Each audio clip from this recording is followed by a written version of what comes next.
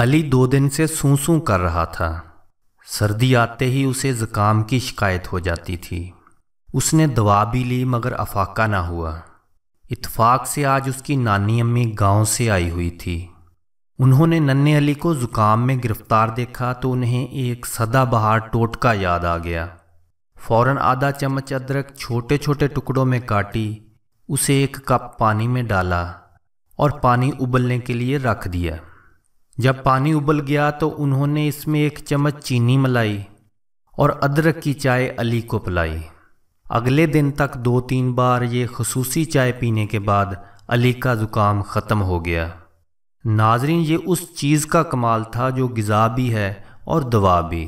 حکیم کئی ہزار برس سے ادرک کے ذریعے مختلف بیماریوں کا علاج کر رہے ہیں۔ ناظرین، مجھے یقین ہے کہ اگر آپ ہیلتھ امیزی یوٹیوب چینل کی یہ ویڈیو پوری دیکھیں گے تو اس میں دی گئی معلومات کی افادیت کے پیش نظر اس کو اپنے دوست احباب میں شیئر ضرور کریں گے۔ ناظرین، ادرک کو انگلش میں جنجر کہتے ہیں۔ یہ وہ مبارک غذا ہے جس کا تذکرہ قرآن شریف میں بھی آیا ہے۔ قرآن پاک میں اسے زنجبیل کہہ کر پکارا گیا ہے۔ اللہ تعالیٰ نے جنت میں پائی جانے والی نعمتوں کے حوالے سے ارشاد فرمایا ہے کہ وہاں انہیں ایسا مشروب پلایا جائے گا جس میں ادرک بھی ملا ہوا ہوگا۔ اسی طرح حضرت ابو سعید الخدری رضی اللہ تعالیٰ عنہ سے روایت ہے کہ شہنشاہ روم نے رسول کریم صلی اللہ علیہ وآلہ وسلم کی خدمت میں ادرک کا ایک بڑا ٹکڑا بطور تحفہ پیش کیا تھا۔ حضور اکرم صلی اللہ علیہ وآلہ وسلم نے اس ٹکڑے کو چھوٹے چھوٹے ٹکڑوں میں تقسیم کر کے صحابہ کرام کے درمیان تقسیم کر دیا۔ یہ سوغات مجھے بھی ملی جسے میں نے فوراً کھا لیا۔ ناظرین، ان واقعات سے ثابت ہوتا ہے کہ ادرک بڑی فضیلت اور اہمیت رکھتی ہے۔ یونانی طبیبوں نے اپنی کتب میں کئی جگہ اس کا ذکر کیا ہے۔ حکیم جالینیوس نے اسے فالج میں مفید بتایا ہے۔ کئی حکیموں کا خیال ہے چین کی مشہور بوٹی جن سنگ دراصل ادرک ہی کی ایک قسم ہے۔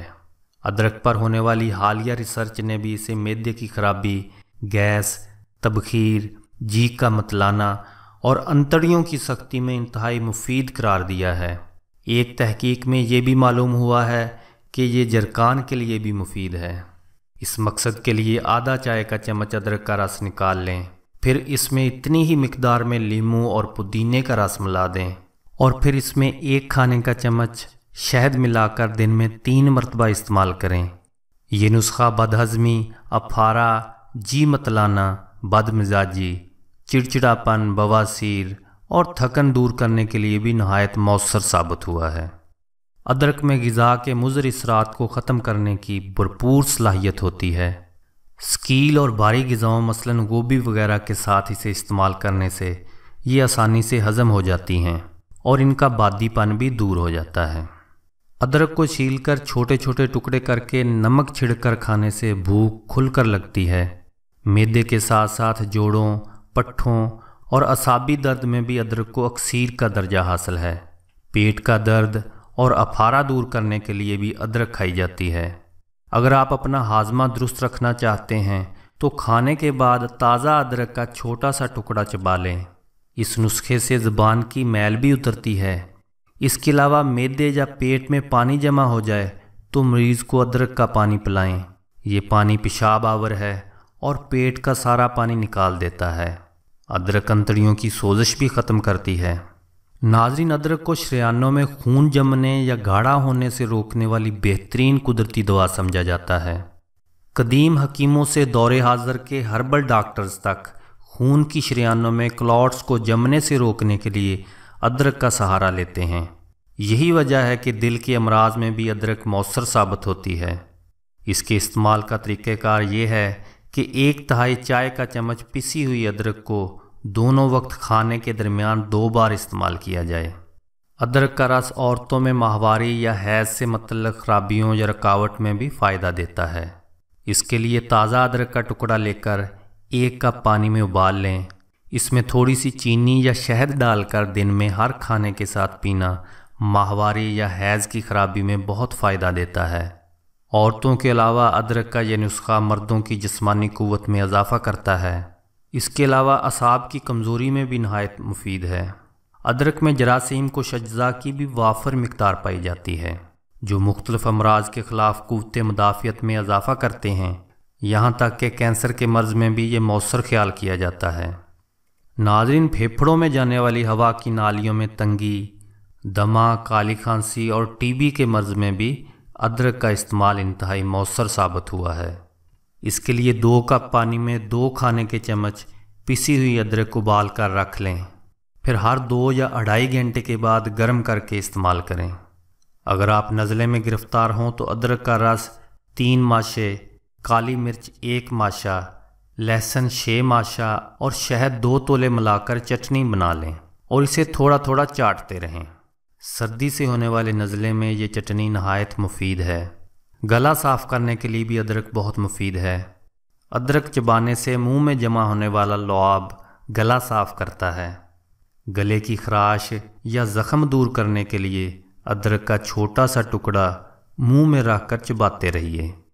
ادرک سردی کا بہترین علاج ہے کیونکہ ادرک کا مزاج گرم ہوتا ہے، اسی لیے موسم سرما میں بیماریوں میں فائدہ پہنچاتی ہے۔ اس کے کھانے سے سردی کم لگتی ہے۔